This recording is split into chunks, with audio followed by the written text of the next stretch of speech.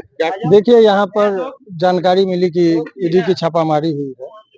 तो कहीं भी ये जब छापामारी होती है उसका कुछ बेसिक नॉर्म्स होता है। नॉर्म्स ये है कि जब बाहर से कोई भी पदाधिकारी जाएँगे, तो वो अपने आप को पहले वो सर्च करवाते हैं कि देखिए हमारे पास कुछ भी नहीं, आप सर्च कीजिए, फिर आप अंदर जाइए। क्योंकि ऐसा भी ये कानून जो बना है उसमें ये प्रावधान है कि कहीं बाहर से आप व्यक्तिगत कारणों से ले जाके कहीं उसको फँसाने का तो साजिश नहीं है।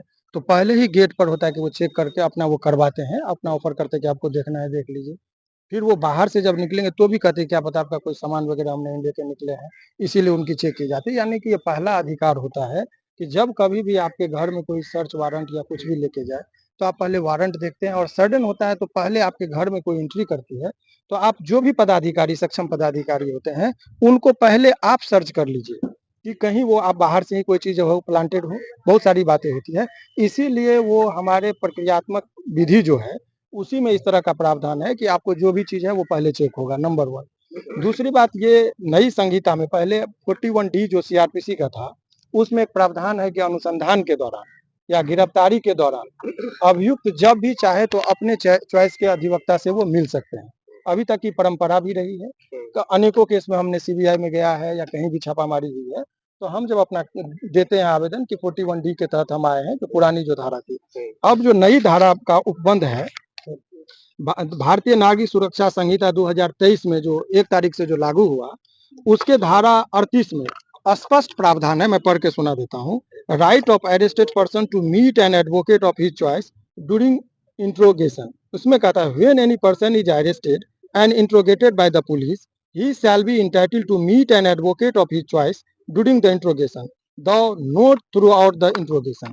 इसका मतलब ये हुआ स्पष्ट तरीके से है कि जब कभी भी अनुसंधान के दौरान वो जाहिर करते हैं कि हमको अपने वकील से मिलना है, तो ये उनका राइट है कि आप उनको मिलने दीजिएगा। इसी क्रम में हम लोग यहाँ पर आए, हमें हमारे क्लाइंट के द्वारा सूचना मिली कि आप आइए सर।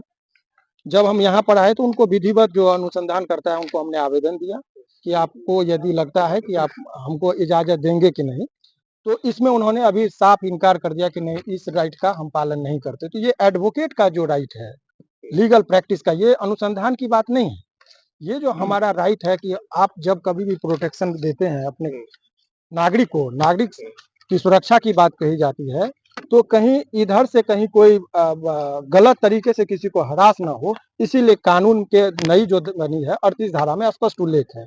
उसी का अनुपालन हेतु हमने आवेदन दिया था, जिनको यहाँ के जो पदाधिकारी जो अनुसंधान करता है, उनके द्वारा अभी मना किया गया कि हम अभी इसको परमिशन नहीं देते। दैट मीन्स कि क्लियर कट जो सेक्शन 38 है, उसका उल्लंघन हुआ है। अब जो भी हुआ है तो ये एक रिकॉर्ड के लिए हमने आवेदन दिया, गेट पर भी सारे चीज का रिकॉर्ड है कि उन्होंने डिनाई किया कि नहीं, अभी नहीं मिलने दिया जाएगा। तो फिर अब ये बातें अब वो कोर्ट में जब भी जाती है मामला, तो सब चीजों को हम लोग रखते हैं। अभी फिलहाल ये खबर के दृष्टिकोण से आप लोगों के पास ये है कि छापामारी जारी है।